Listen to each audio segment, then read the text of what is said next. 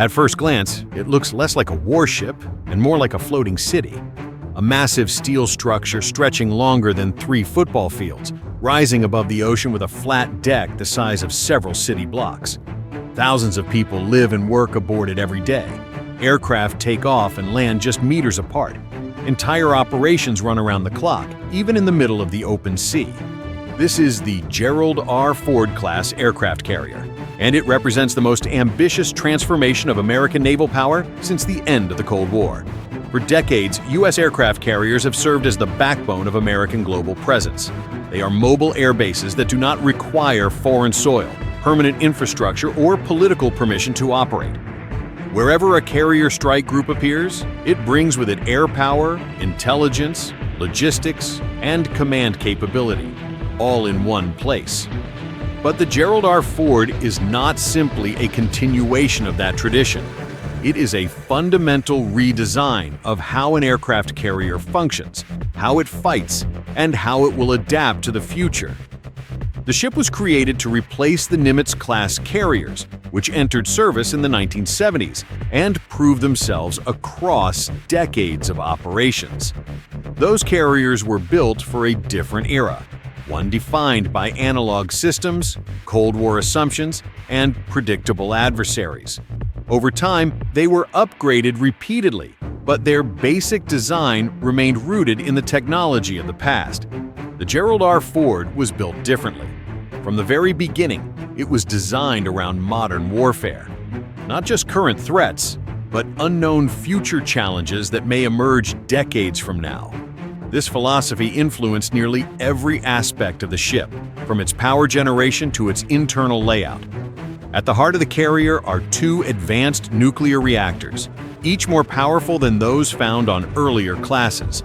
These reactors provide the energy needed not only to propel the ship at high speed for extended periods, but to supply enormous amounts of electrical power. That electrical power is critical.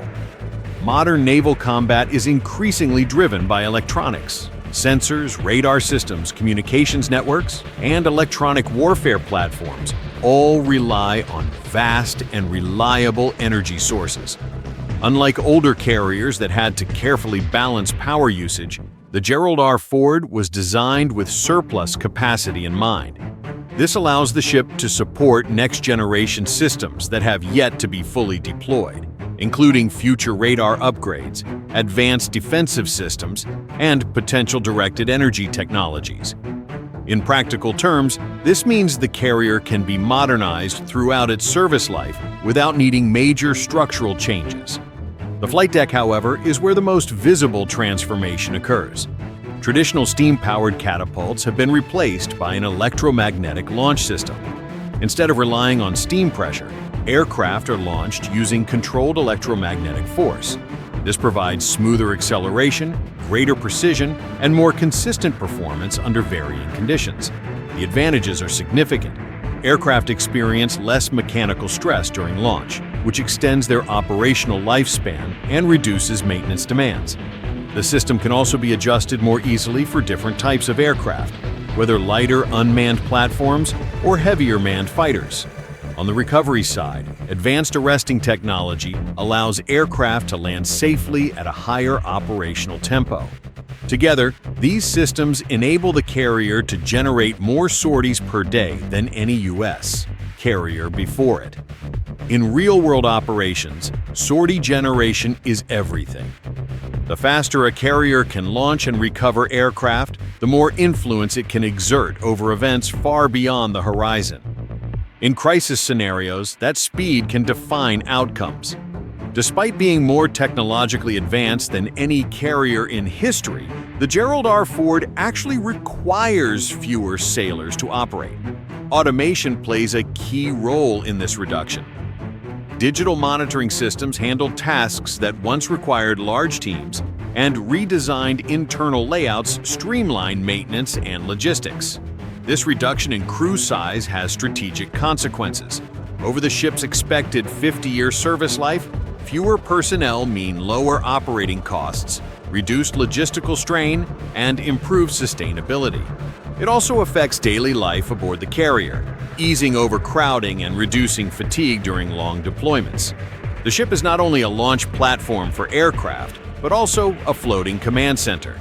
Advanced sensors and radar systems provide a detailed picture of the surrounding environment, tracking air and surface activity across vast distances. Information gathered by these systems is processed, analyzed, and shared in real time with other ships, aircraft, and allied forces. Modern warfare is increasingly defined by information dominance. The side that can detect threats earlier, communicate faster, and coordinate more effectively often gains the advantage before combat even begins. In this role, the Gerald R. Ford serves as the operational brain of an entire strike group. Its internal networks are designed to handle enormous data flows, supporting decision-making at every level. Commanders on board can coordinate operations across air, sea, and subsurface domains simultaneously, adapting rapidly as situations change. The ship's design also reflects an understanding that the future is uncertain. Military planners cannot predict exactly what conflicts will look like in 20 or 30 years. Instead of trying to anticipate every possible scenario, the Gerald R. Ford was built to remain flexible. Its modular architecture allows systems to be upgraded more easily than on previous carriers. New technologies can be integrated without extensive redesign, ensuring the ship remains effective even as threats evolve. This approach represents a shift in philosophy. Rather than building a ship optimized for a single moment in time, the Ford class is intended to remain relevant across generations of technological change. The program has not been without challenges. The Gerald R. Ford is one of the most expensive warships ever constructed, and its development faced delays, technical difficulties, and public debate. Critics questioned whether the cost and complexity were justified. Supporters argue that judging the carrier solely by its initial price misses the larger picture. Over half a century of service, with lower operating costs and unmatched capability, the ship represents a long-term investment in maritime power, rather than a short-term expenditure. Aircraft carriers have always carried symbolic weight. They are not just tools of war, but instruments of policy. A carrier operating offshore signals presence without occupation, influence without permanent bases, and commitment without immediate escalation. The Gerald R. Ford carries that symbolism into the modern era. Its size, capability, and technological sophistication send a clear message about American priorities at sea. As additional carriers of this class enter service, their combined impact will reshape how the U.S. Navy operates around the world. They are not simply replacing older ships. They are redefining what carrier operations mean in the 21st century. Faster response, greater efficiency, deeper integration with future technology. In a world marked by rapid change and growing uncertainty, the Gerald R. Ford stands as a reminder of something enduring. Control of the ocean still matters. Power projection still matters. And the ability to adapt may matter more than anything else. As long as those realities remain, ships like this will continue to influence events far beyond the horizon, quietly, constantly, and decisively.